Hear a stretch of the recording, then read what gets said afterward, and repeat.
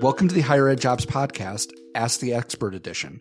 I'm Andy Hibble, the Chief Operating Officer and one of the co-founders of Higher Ed Jobs. And I'm Kelly Sherwin, the Director of Editorial Strategy. Today, we're happy to have our friend Matt Trainum back. Thank you, Matt, for joining us. It is a pleasure every time to be here. So let's get started with our first question from our listener. I would like to get back into college recruiting, but at my age, in my 50s, and given my years of experience, I feel that I am getting passed up.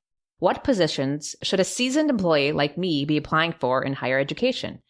Matt, what are your thoughts on this one? Well, there are so many unknown variables here, right? And I think what I'd love to do is provide a couple of thoughts and reflections, and then maybe speak to an underlying issue that's in the question for sure.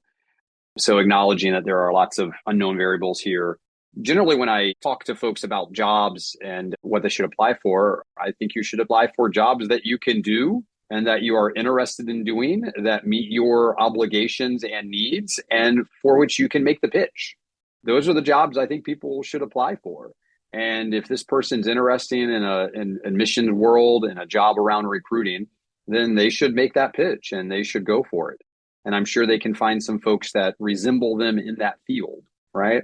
The question around like what kinds of positions, what positions based on a seasoned employee, I kind of read that as the perception that they might be going for a role that might be occupied often by younger people, but I couldn't quite tell if they're actually trying to say they want a higher level role or not.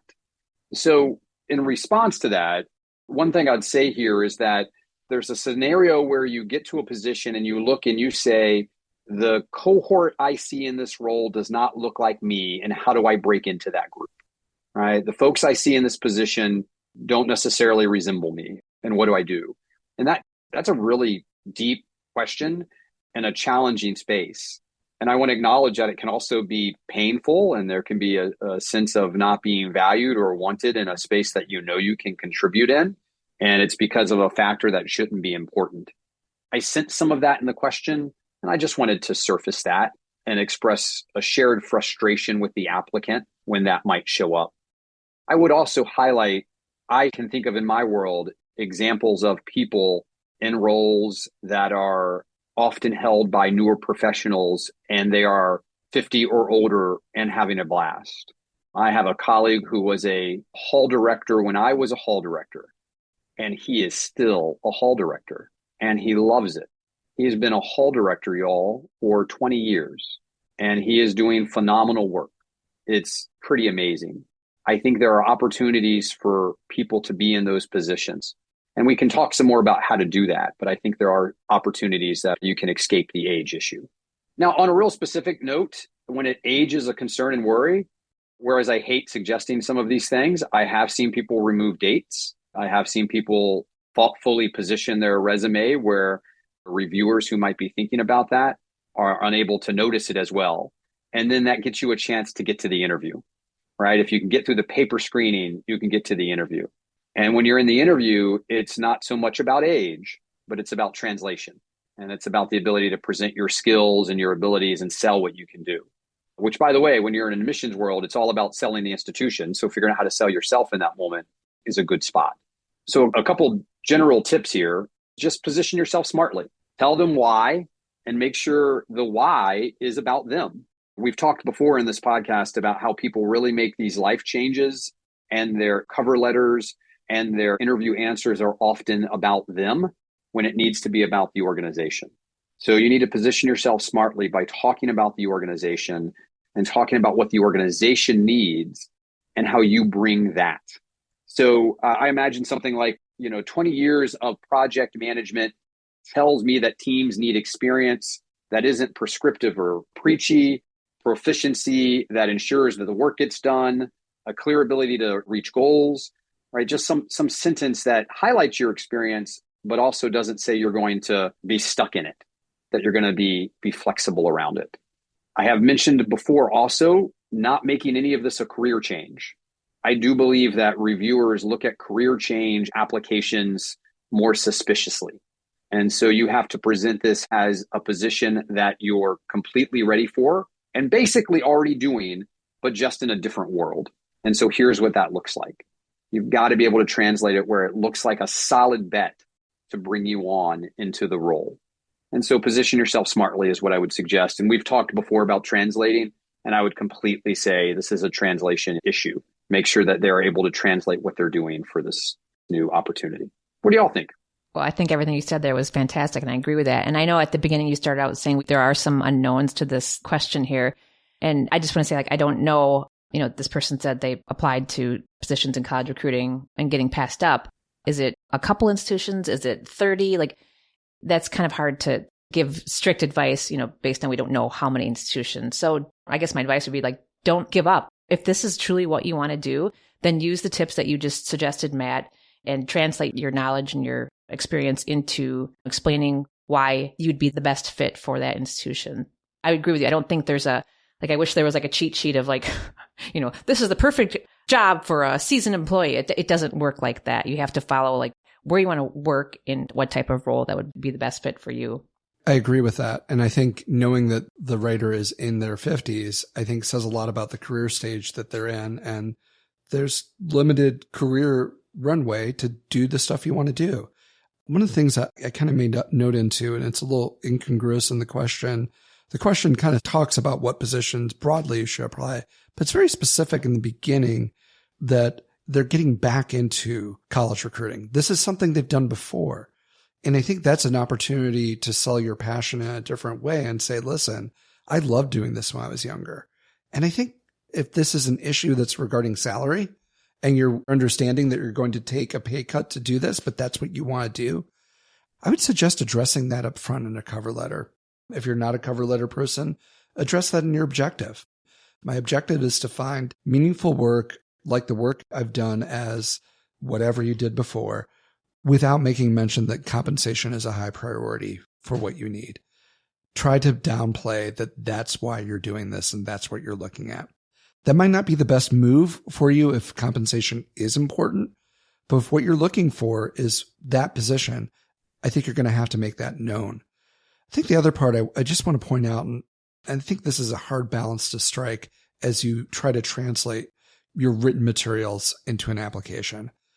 I think that if you're looking at Gen X and above, there's a presumption that most Gen Xers have that there's a person reading your written materials. There may be somebody, particularly if somebody's going to interview you, there's a good likelihood they've read it. But the initial review might not be done by a person. It might be done by an applicant tracking system and whatever sort of resume parsing they might be using. If that's the case, I think the delicate balance is you can start thinking, well, this is a machine, so I need all the keywords that's going to click me the top score and get the highest grade on this. But there isn't a top score. There isn't a highest grade. You do need to have a little bit of that, but you can't lose the personality of your resume. Make sure your formatting is correct for an applicant tracking system to read your resume, and strike the balance that could be read by either. I don't think you should presume one way or the other. I think if you try to make it more machine friendly, you're going to lose all personality in that resume, that somebody reading it is going to think that ChatGPT did in fact write your resume, not you. I always love Andy's mentions of personality and making sure you show in these conversations. Another point I would add to this is the opportunity to build relationships.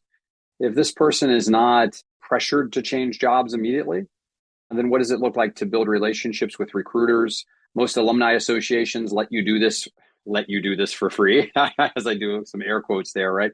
They're super happy to have you post potential applicants. Many institutions let alums interview applicants for the institutions. They're certainly happy to have you have folks for dinner as part of those occurrences. So how do you build those relationships in an alumni capacity with whatever institutions you've graduated from so that it looks like you're positioned and know how to talk about a school and represent a school? It is amazing what one addition on a resume where it says, I've been active with the Alumni Association and I've done these 5 things, how that suddenly translates and says, oh, this is what they've done. They were doing this other job. They started volunteering and now they see where this fit comes back in. It's not them just daydreaming about when they were happy at 23 as an admissions officer. Now they've connected it with some current work as well. And so it can bring the circle to full fruition. A separate aspect of that, if you really have the time, might be to join some Facebook groups and even attend a convening or two for admissions or recruitment and see where the current conversation is, because it's certainly possible that you're not in the current conversation. Every now and then, I got to tell you, y'all, I take swings at random applicants all the time, and it doesn't usually work. Pretty much every pool I have, I bring in one candidate that feels out of the norm. And normally when that candidate shows up, they sound out of the mainstream. They don't know the conversation and they don't know what's going on. And so it really behooves this person to research and understand what is going on with enrollment. There are probably 20 newsletters that you could get on if you took an afternoon of time and tried to solicit and be on them. So that would be an encouragement I would make as well. That's a great suggestion.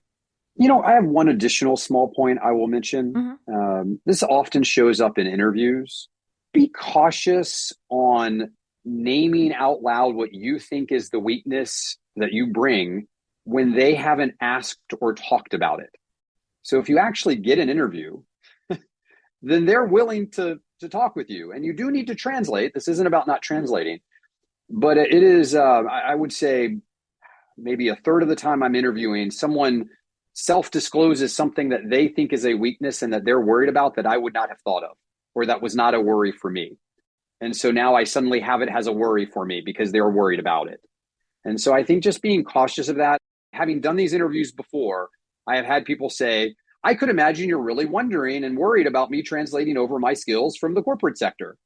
And then it goes into sort of their life journey. Y'all, I get more interviews that are people's, it's like a therapy session for people, right? Here's what happened in my world. Let me tell you about the last 10 years. And now, because of those last 10 years, I'm at your doorstep looking for a role. And so this is me just highlighting that in the interview, it has to be about the company, the university, whoever you're interviewing with. You've got to present your experience in their world and highlight and make that connection. And it can't be about you having a journey and self-disclosing whatever you're worried about. Thank you, Matt, for that fantastic reminder.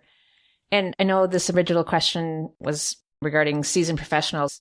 And I just want to add on to this conversation, if anyone is interested in listening to a little bit more on the topic of seasoned professionals. We had a podcast June 6, 2023, about a year ago, regarding job searching after 40.